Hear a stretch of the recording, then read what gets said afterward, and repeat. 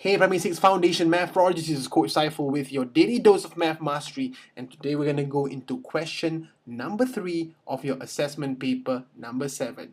This question is on angles, okay? And the question says that in the figure below, ABC is an equilateral triangle. Now, let's first of all remember what an equilateral triangle means.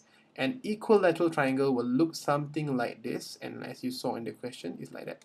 It has 3 lines. These 3 lines indicate or tell you that the angles which is in between them are the same.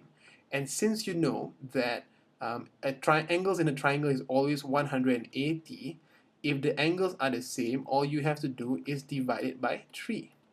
And so each angle is equally 60 degrees. And that's why they call it equal or equilateral triangle. Okay, let's do a very quick, what is it called?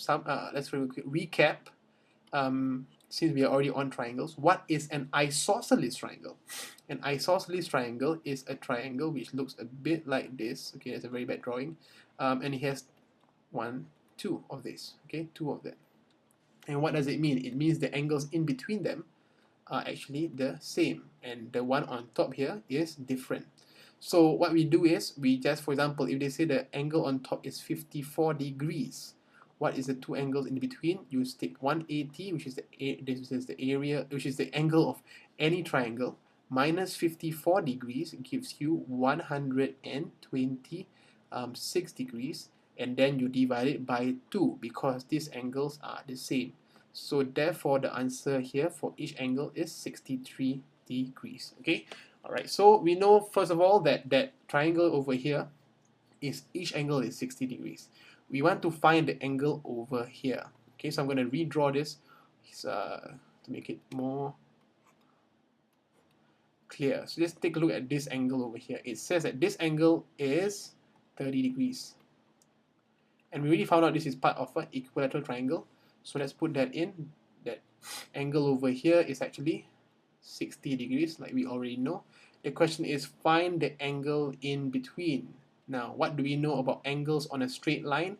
Angles on a straight line equals to 180 degrees. Okay, so therefore your working is actually find 180. Step 1 is 180 degrees divided by 3 to find the angle here, therefore 60 degrees.